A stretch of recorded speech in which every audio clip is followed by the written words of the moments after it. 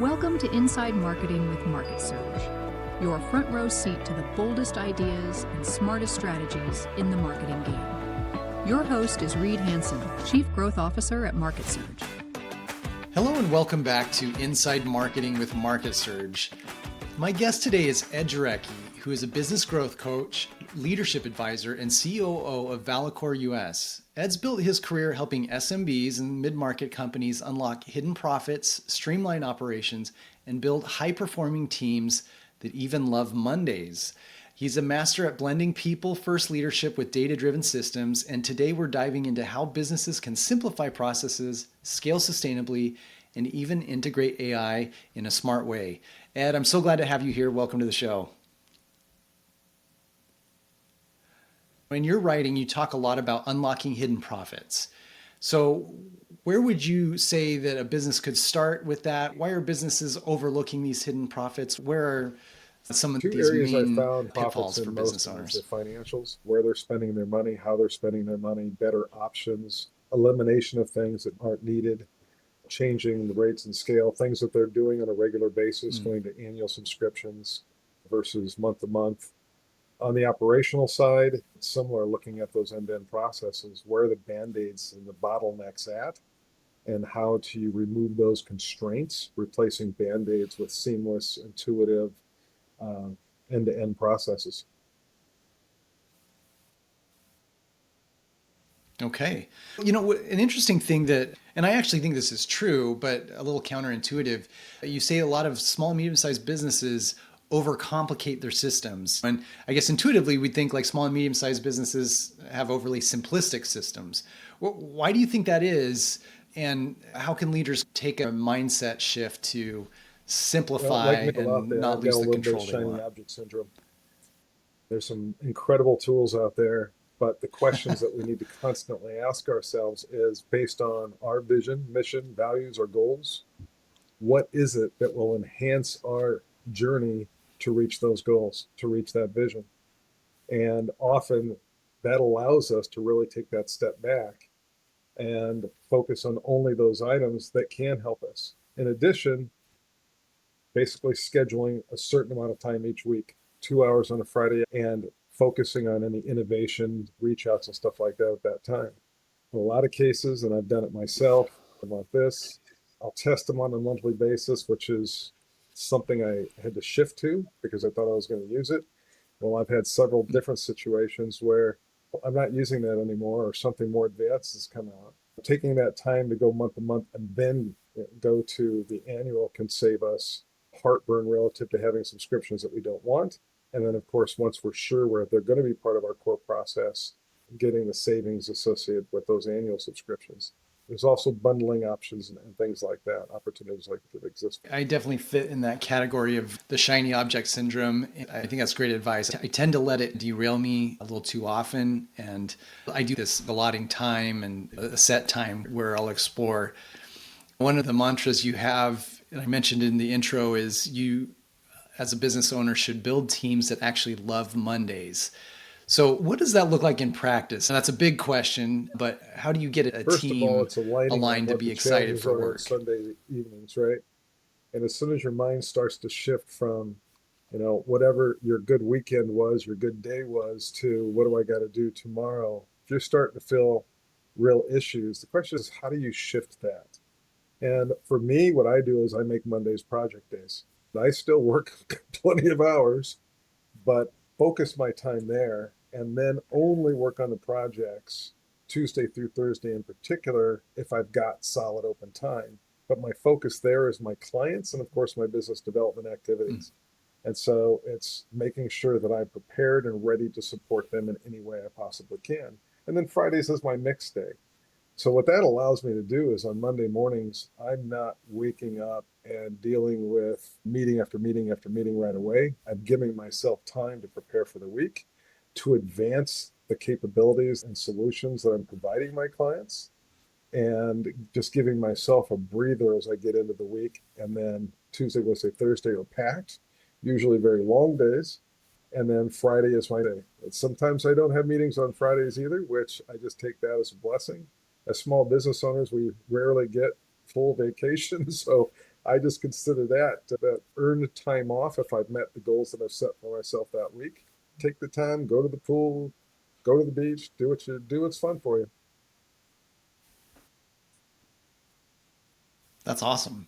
You have obviously you're very organized, and you block off time and have some repeatable processes. What happens when you get pushback? Because you're working with clients, you're not alone in this equation. Maybe needs of contractors or partners or employees intrude on some of that structure. How do you balance that? Like, how do you push I back? How set do the you stage up negotiate front. those So, like I said, I'm still exceptions? working on Mondays and I still do Okay. entertain meetings on Mondays. But those are the exceptions that break through. I need to have those conversations, or those people need to have conversations with me. My clients, I'm often going back through WhatsApp, through email, through whatever form that makes sense for them. So reviewing their documents and providing them feedback. So we get into rhythms of communication that make sense for them, but it doesn't always have to be a phone call or a Zoom meeting to make those things happen. For established relationships, it's pretty easy. And most people will respect the fact that this is how you've organized your time. And so unless it is an emergency, I've never had an issue. Okay, that's great. A lot of what you talk about is reducing complexity. And you had a post recently where you said simple systems beat fancy software headaches every time. So, why is it that businesses keep trying to add complexity to things? It does seem like it's a trap and it's really hard to avoid. But why do we keep, and then when we say it out loud, it's, yeah, of course we want to avoid complexity, but why do we Apologize. I've keep got somebody falling into this knocking on the cycle? door that I didn't expect. Let, Yeah, let me pause one that's second. fine. We'll come back to that.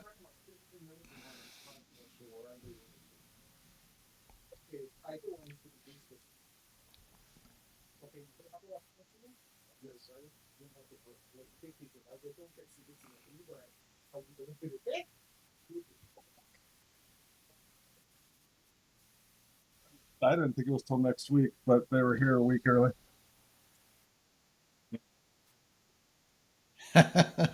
No problem. That's the miracle of Yeah, post I do a lot editing, of that so we'll be myself. fine.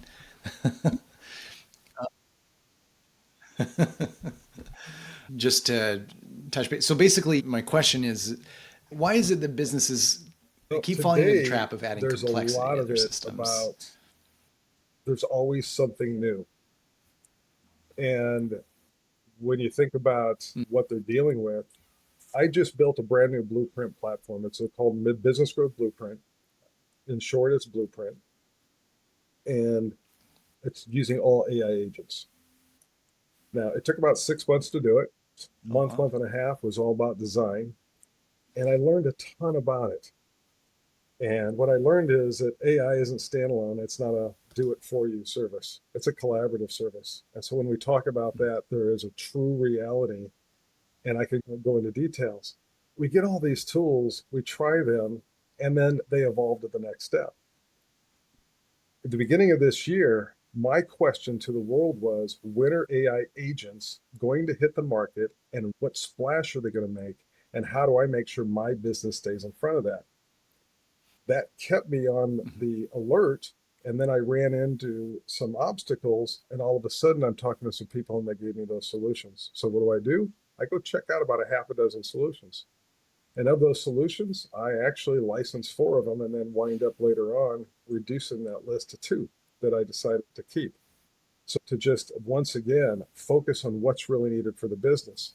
In this particular case, these tools actually help me realize my vision of truly trying to find a myriad of ways to meet these small and mid-sized business owners where they're at. And so if I've got a tool out there that will help me for that, the next question is, what does it do for me and how do I seamlessly integrate it into my system? Where does it save me time, hours, and energy? And where does it reduce my overall maintenance? If it can do those types of things, and there's a lot of tools out there that can, but not all of them are the right fit for that particular organization. So the way I built my model to help small business, mid-sized business owners is, first, it's foundational. What are they foundationally doing each one of 8 pillars? And that includes behaviors, mindset, having the right understanding about themselves and how they relate to people, having the right positive attitude. And then I move into the core business functions, strategy, metrics, customers, marketing, and sales. But the key is to make those complex, is to really simplify what are they doing in each one of those areas to ensure that they're promoting themselves in the right way without overcomplicating their situation. And it also means starting in a manageable way and then expanding out as you're ready for that next step. The next level of that is automation and scalability. So I leverage a Go high level platform. There are others out there. And the idea is to create seamless end to end from lead generation all the way through feedback, retention, refinement, and then integrating that into the system. So it's one seamless system that I actually can go in and modify at different points to enhance with AI solutions or whatever I need. But for the small and mid-sized business owners out there, that's the point where they're setting the stage for their transformational growth. And that's where tools like the AI agents I use to build the Blueprint platform really come into play. And so focusing on the foundation, then the integration across those pillars. One example I use is marketing to sales. Everybody out there knows that marketing is important. Not all of them do it. Not many of them do it well at all, but at least they're out there trying. What I find interesting is when they get to sales, they don't do anything. They're expecting in B2B sales that they're going to have conversations and those conversations are going to draw customers. And without a process that extends their marketing, they're at risk of actually losing a whole lot of sales. So what's the most simple, basic way of having a consistent process in place that aligns from marketing through sales to accomplish whatever their business goals are? And like I said, it's first building the foundation and the pillars. And what I find is a lot of those small business owners have an issue in one or two areas. Focus there, build the capability. So if it's marketing, what do they need to do? Define their unique value proposition in alignment with their vision, mission, values, and goals. And then they need to create a marketing plan and then build that marketing plan out. It can be that simple. And then the support that they need for content and stuff like that, they either can learn it, leverage AI solutions, or hire someone to fill those in. But keep it basic, whatever you're doing, and then grow and expand as you gain that knowledge and understanding. Okay. That's a great framework to work with. I'd be curious now, with all the work and the diligence you've done on looking at different platforms and AI, you've built these AI agents, you've got a framework. Are there places in a small and medium-sized business where you don't think that these AI agents are very effective currently, or that should be avoided, maybe just from an operational standpoint? I'm sure you tried a few things that like some dead ends for you. Anything we can learn from that? Well, what I said up front, I'll reinforce. It isn't about looking at AI as a replacement tool. Yeah. You still have work in there. I could mention a couple of tools. They are absolutely incredible, saving hours and hours of time. But I went through the learning process to understand, oh no, this isn't just do it. I've got to go through, learn their system to make my modifications and my edits and then put them in place. For that, are you ready for that type of work within your business, or do you want to keep it more basic? So I really think, again, it's where are you at? What are you looking to accomplish? And being realistic with how you're going to get there. I'll be honest with you. I was not realistic in building my Blueprint platform because the first part was so easy. I didn't know what those next pieces were going to be around. We're talking about security, architecture, and authentication. Those things actually took a turn. There's other parts too. E-commerce, a lot of different hooks and stuff like that with e-commerce, and of course the security around it. Ready for those types of things. Those are not the places to go in and delve yourself. There are some quicker solutions out there that can provide you those capabilities without you directly stepping in to do those. I've been testing voice avatars for videos, and I'm struggling with it, so I've got a test out there. And quite honestly, my test did really well. I normally average 14 to 1,600 views on my videos recently. And I put one out with an avatar voice, removed my mug, and I generated 2.4 thousand videos. So it actually went up using a voice avatar. Now, is that telling me? But in some cases, if I can use that and it's an effective tool, that will save me an enormous amount of time. But what's right for that person is different. I've got a client, the videos aren't their thing. So the voice avatars became the go-to, and ultimately we'll look at the video avatars as well. But he's not ready for that at this particular point. So what's the need and what's the right solution to fill that need? That's the question that each business owner has to really make. Okay. Let's zoom out a little bit. Now, you have a nice career. You've got multiple roles. You've got a coaching business. How have you arrived to this point? You achieved a balance that I think you enjoy in life. And do you feel like at this point in your career, you define success any differently than you did earlier in your career? One of the first questions on how to define success today versus how you've defined it before. Early years, 20s and early 30s, it was about power, money, and responsibility. I wanted as much as possible. Had all the ego and the confidence in the world that I could handle it all. And of course, found that I had limitations in that at certain points. Well, some of those limitations were the fact that having money and a good financial life is great, but without the people part of the equation, it really doesn't mean anything. And so, like many, I go through those struggles. I've gone through those ups and those downs, and I got to a point where, yes, I want a healthy financial life, but a wife of 40 plus years, my kids, my grandchild, my friends, the business owners that I meet every day, that's my focus. Why did I make this final transition? Tired of the narcissism and the lack of really caring in large corporations, regardless of what they say. In short, they're lying because it's going to only be about their money. And if employees are a priority, they're a distant third. What I love about the work that I do today is I get to help people who have true dreams and are trying to help other people as well. And that makes it incredibly fun. That's fantastic. And I agree with that wholeheartedly.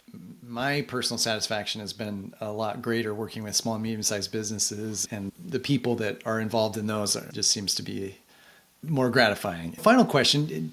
Can you tell us about a book or a podcast that you really enjoy that you would endorse as even something you've read recently that would be something you'd recommend for a business leader to There are two. My top 3 foundational principles. Relationship marketing. It's 80% relationships, 20% marketing. Information marketing and supportive relationship marketing, because it's about providing meaningful value-add information on a consistent basis that addresses the problem going on in their mind. And then the third piece of that is building a story brand, the book by Donald Miller. And there's 2 parts that resonate most are putting the customer at the center of your business and the hero of their own story and you as their trusted guide. And then on the relationship marketing point, relative to relationship marketing, The Power of Human Connection by Cody Bateman is the book that I use as my primary guide, but I'm watching news, reading articles, etc. all the time to provide different insights and ideas. But when it comes down to it, those provide some fundamentals that every business owner today really needs to drive long-term sustainable growth. Thank you. Now, Ed, if people would like to work with you, whether it's from a coaching standpoint or with your AI agents and AI blueprint, where can they find you? Where are the best places to reach you? Anybody can email me at ed@jareckibcc.com. Okay, fantastic. Ed, it's been a real pleasure. Obviously, you've got a lot to share, and I think that I've learned a lot over the course of our conversation. So thank you very much for being so generous with the audience, and please reach out to Ed.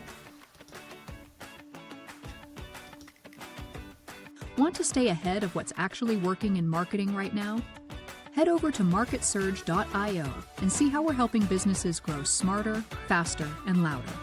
That's MarketSurge.io, because your next breakthrough shouldn't be a guess.